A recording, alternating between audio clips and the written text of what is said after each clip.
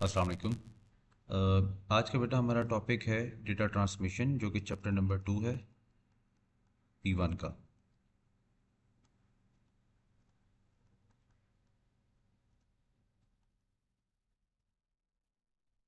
Okay. अब data transmission में सबसे पहला जो हमारा टॉपिक स्टार्ट होता है वो हो जाता है डेटा पैकेट से। अब डेटा पैकेट जो होता है ये क्या क्या चीज़ें कंटेन करता है। एक पैकेट का स्ट्रक्चर हमारे पास क्या है।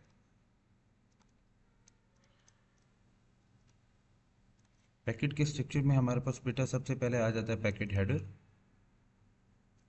उसके बाद उसका पेलोड,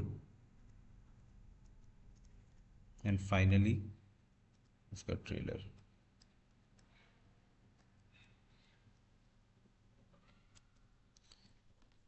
ओके, पहले हम डिस्कस कर देते हैं पैकेट हेडर को। अब पैकेट हेडर जो है इसमें हमारे पास क्या क्या इंक्लूड होता है। इसमें हमारे पास IP address of sender and receiver, दोनों चीज़ इसके अंदर स्टोर होते हैं। और इसके अलावा हमारे पास इसमें क्या आ जाता है, सीक्वेंस ऑफ पैकेट,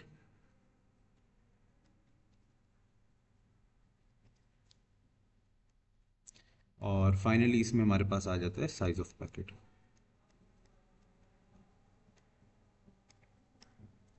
अब पेलोड जो है, पेलोड क्या कंटेन करता है। पेलोड कंटेन करता है एक्चुअल डाटा।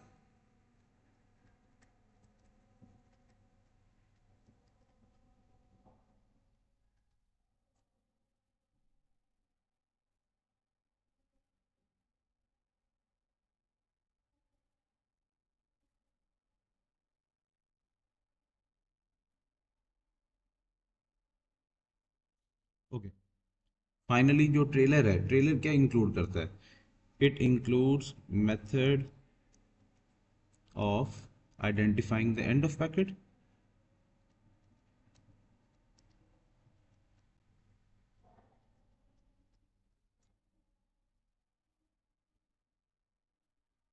इसके अलावा ये क्या कंटेन करता है, एरर चेकिंग मेथड,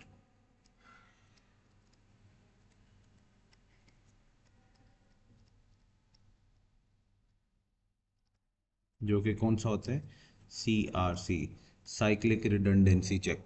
तो यहाँ से सबसे पहले आप लोग देखें कि हमारे पास जो एक डाटा पैकेट हमारे पास होता है, उसके पैकेट का हमारे पास स्ट्रक्चर क्या होता है कि it contains payload, header and trailer.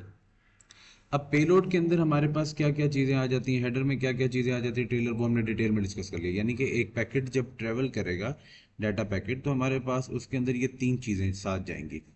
एक हमारे पास हेडर, एक पेलोड और एक ट्रेलर। हेडर में हमने बता दिया कि इसमें सेंडिंग एंड रिसीविंग डिवाइस का आईपी एड्रेस होगा। दिस विल मेक श्योर के जिसके लिए पैकेट इंटेंडेड है उसी को जाए, जिसने भेजा है उसकी उसका रेफरेंस जाए, और साथ में हमारे पास इसमें साइज ऑफ पैकेट आ जाएगा और सीक्वेंस ऑफ पैकेट हो जाएगा। सीक्वेंस ऑफ पैकेट होगा, ये एंड पे आइडेंटिफाई होगा, जो हमने ट्रेलर में लिखा कि method of identifying the end of packet. And of packet means sequence given था हेडर में, उसी सीक्वेंस को मैच करके एंड ऑफ पैकेट को आइडेंटिफाई किया जाएगा। और पेलोड में हमारे पास एक्चुअल डाटा है, ये यूजुअली 64 KI भी हो सकता है। और फिर ट्रेलर में हमने बोला कि मेथड ऑफ आइडेंटिफाइंग एरर, या फिर method of error checking, method of error detection, वो हमारा CRC होता है। तो CRC को थोड़ा डिटेल में डिस्कस कर लेते हैं।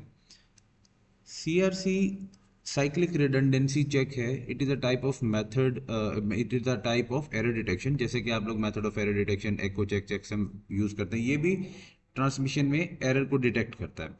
अब ये कैसे करता है, इसके अंदर जो हमारे पास, फॉर एग्जांपल ये मेरा डाटा है 1010101100,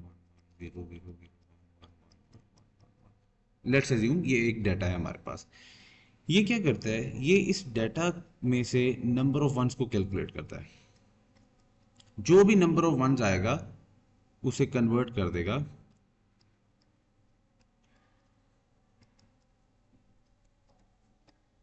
हेक्सा में।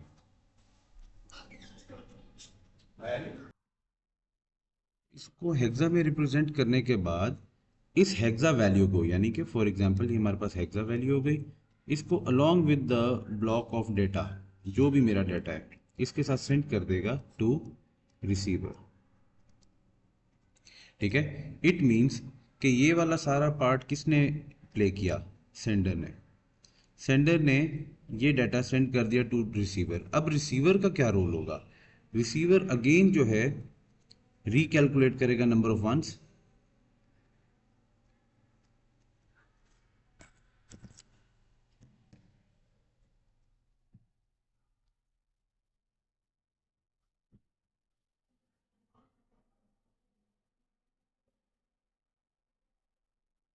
रिकैलकुलेट करके उसे दोबारा हेक्सा में कन्वर्ट करेगा और उसके बाद उसे क्या करेगा? उसे कंपेयर करेगा with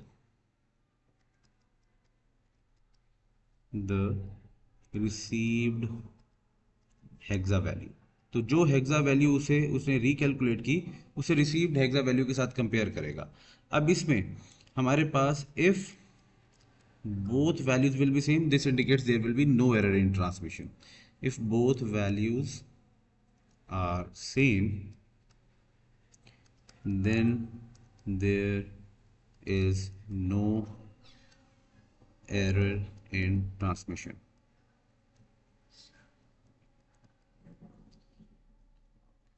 Or if both values are different, then क्या करेगा? Receiver will request sender to resend the data. तो अब ये क्या करेगा? ये नंबर ऑफ वंस कैलकुलेट करेगा। नंबर ऑफ वंस अगर हमारे पास उनको हेक्सा में कन्वर्ट करने के बाद सेंडर सेंड कर देगा टू द रिसीवर, ठीक है।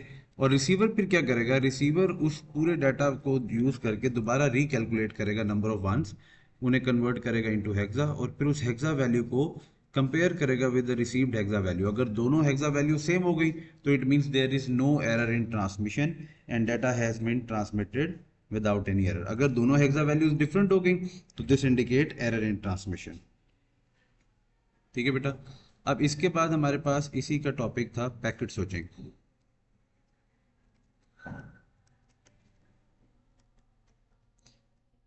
अब पैकेट स्विचिंग क्या है? Packet switching basically method of data transmission है where data is broken down into smaller packets जिनका सबका साइज सेम होता है और वो फिर इंडिपेंडेंटली सेंड होता है from one end to another end जो कि रिसीवर एंड होता है।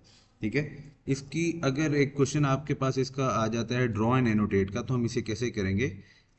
Let's have a look at this. तो ये हम एज्यूम कर लेते हैं कि ये हमारे पास है कंप्यूटर ए और ये हमारा है computer B. Now computer A जो है it is connected to router A, जो कि इसका होम राउटर हो सकता है, या जिस भी डिवाइस से ये कनेक्टेड है वो हमारा राउटर ए हो गया। ठीक है। और कंप्यूटर बी जो है वो कनेक्टेड है विद राउटर बी। अब इन सब के दोनों कंप्यूटर्स के बीच में, यानी कि कंप्यूटर ए और कंप्यूटर के बीच के ए और बी के बीच में मल्टीपल राउटर्स हैं। ये सारे आर जो मैं लिख रहा हूँ ये राउटर की शॉर्ट फॉर्म में लिख रहा हूँ। इधर राउटर को हम नोड्स भी बोलते हैं। ओके। अब ये मेरे पास ये सारे राउटर्स हैं जो कि दोनों कंप्यूटर्स के बीच में आ रहे हैं। अब डाटा जो है हमने बोला कि पैकेट स्विचिंग क्या करेगा? पैकेट डाटा को स्मॉलर पैकेट्स में डिवाइड कर देगा। लेट्स एज्यूम कि ये मेरा डाटा का साइज है, ठीक है, ये टोटल डाटा है। तो ये क्या करेगा? इसे स्मॉलर पैकेट्स में डिवाइड कर देगा। अब इनको मैं नंबरिंग दे देता हूँ। For example 1 2 3 4 5 6। तो मेरे पास टोटल कितने पैकेट्स हो गए? 6। अब ये जो सारे राउटर्स हैं ये आपस में सारे इंटरकनेक्टेड होते हैं, इंटरलिंक्ड होंगे। अब ये in any way possible connected हो सकते हैं।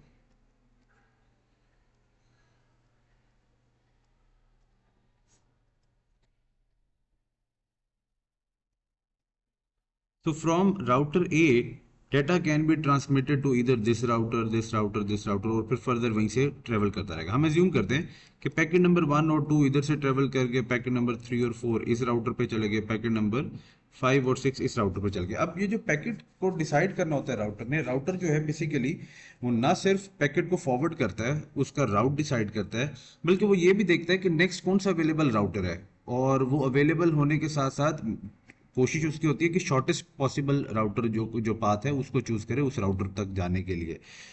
बट अगर वो शॉर्टेस्ट पाथ जो है वो अगर हमारा बिजी है, तो इन दैट सिनेरियो वो क्या करेगा, वो उसको छोड़ देगा, उसको चूज करेगा जो अवेलेबल होगा। अब हम एज्यूम करते हैं कि यहाँ पर पैकेट नंबर 5 और 6 पहुंचा, तो आगे इसने जैसे ही पैकेट 5 को ट्रांसमिट किया तो वो तो इस राउटर ने एक्सेप्ट कर लिया, उसके बाद ये राउटर बिजी हो गया, तो पैकेट 6 इधर चला जाएगा। तो ये कॉन्सेप्ट आपको यहाँ से समझ आएगा। अब हम एज्यूम करते हैं कि पैकेट 3 4 और 6 ऐसे यहाँ से ट्रेवल करते करते इन्हें रूट पूरा क्लियर मिला, 3 4 6, 3 4 और 6 ये पहुंच गए पैकेट राउटर बी पे। तो 3 पहुंच गया, 4 पहुंच गया और 6 पहुंच गया। अब इसके बाद पैकेट 1 2 में हमारे पास 1 यहाँ पर आया और 2 यहाँ पर आया, 1 यहाँ पर इधर ट्रेवल कर गया, 2 इधर ट्रेवल कर गया, क्योंकि जल्दी में पहुंचाना था। और 1 हमारे पास फिर यहाँ से बाद में इधर ऐड हो गया, और फिर फाइनली 1 इधर ऐड हो गया, तो इसके बाद 1 पहुंचा, फिर यहाँ से 2 पहुंचा, तो ये 2 पहुंच गया। अब हमारे पास एक ही पैकेट रह गया 5। अब हम एज्यूम करें पैकेट नंबर 5 भी हमारे पास इस तरीके से पहुंच गया। ये मैं 2 लिख लूँ यहाँ पे। ओके।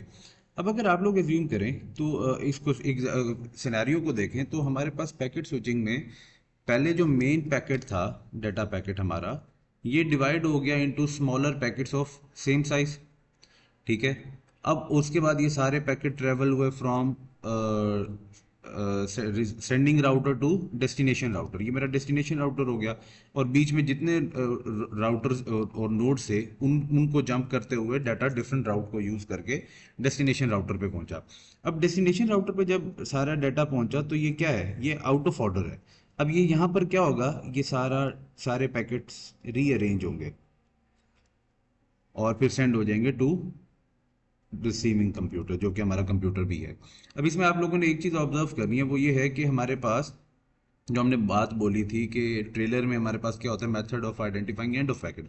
अब एंड ऑफ पैकेट में हमारे पास packet number 6 was the last packet. तो इसको आइडेंटिफाई करते हुए ही उसने एज्यूम करना है कि इससे अगर ये रिसीव हो गया तो इससे पहले कितने पैकेट्स थे। जब वो सारे कंप्लीट हो गए तो ये क्लैरिटी हो गई कि all packets have been arrived, और उसके बाद वो ट्रांसमिट कर देगा उन पैकेट्स को टू कंप्यूटर बी, जो कि हमारा रिसीविंग डिवाइस है। अब हम डिस्कस कर लेते हैं advantages and disadvantages of packet switching. अब एडवांटेज तो आपको देखने से ही पता चल गया होगा, जब एक डाटा जो है वो डिवाइड हो जाता है स्मॉलर पैकेट्स में और मल्टीपल राउटर से जाता है, तो इट मीन्स हमारे पास डाटा ट्रांसमिशन जो हो जाएगी वो फास्ट हो जाएगी। ठीक है।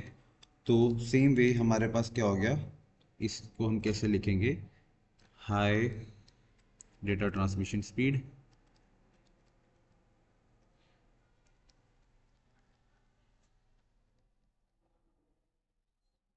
इसके बाद हमारे पास क्या आ गया कि हमारे पास इसमें इट इज पॉसिबल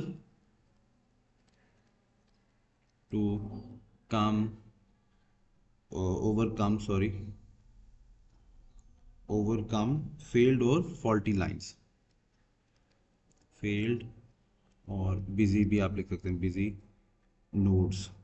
अब जैसे एक एक नोड बिजी था तो इसने क्या किया, उसने उसे छोड़ दिया और उसके बाद दूसरे पे मूव कर गया। ठीक है। उसके अलावा हमारे पास there is no need to create a single line of communication. Single line of communication तुम्हारी बनी नहीं। अब सिंगल लाइन ऑफ कम्युनिकेशन का क्या मतलब है, इट मीन्स कि हमारे पास अगर आप लोग यहाँ पर ऑब्जर्व करें, हमारे पास कितनी लाइंस ऑफ कम्युनिकेशन है, डाटा यहाँ से भी जा सकता है, डाटा यहाँ से भी जा सकता है, इधर से मूव करके डिफरेंट राउट से जा सकता है। अगर सिंगल लाइन ऑफ कम्युनिकेशन होती तो राउटर ए जो है वो directly connected to router B होता, तो वो हमारे पास सिंगल लाइन ऑफ कम्युनिकेशन हो जाती। इससे इसका बेनिफिट हमें क्या हुआ, it is easy to expand package usages. ठीक है। चले अब इसके ड्रॉबैक्स की बात कर लेते हैं। अब पैकेट स्विचिंग के ड्रॉबैक्स हमारे पास क्या है, सबसे पहले इसका ड्रॉबैक ये है कि पैकेट जो है वो लॉस्ट हो सकता है, पैकेट में बी लॉस्ट। दूसरा ड्रॉबैक इसमें हमारे पास क्या है, अगर हमारे पास रियल टाइम पर स्ट्रीमिंग हो रही है, sorry,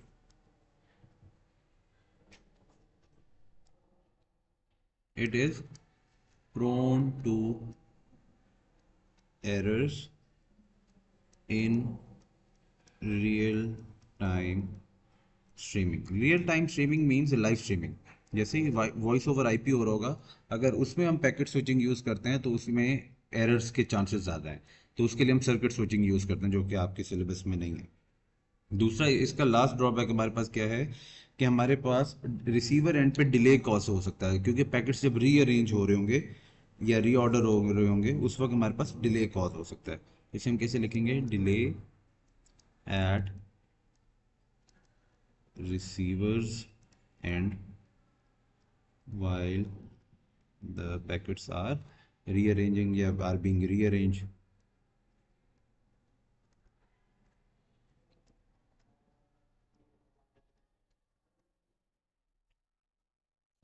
So the topic is covered now.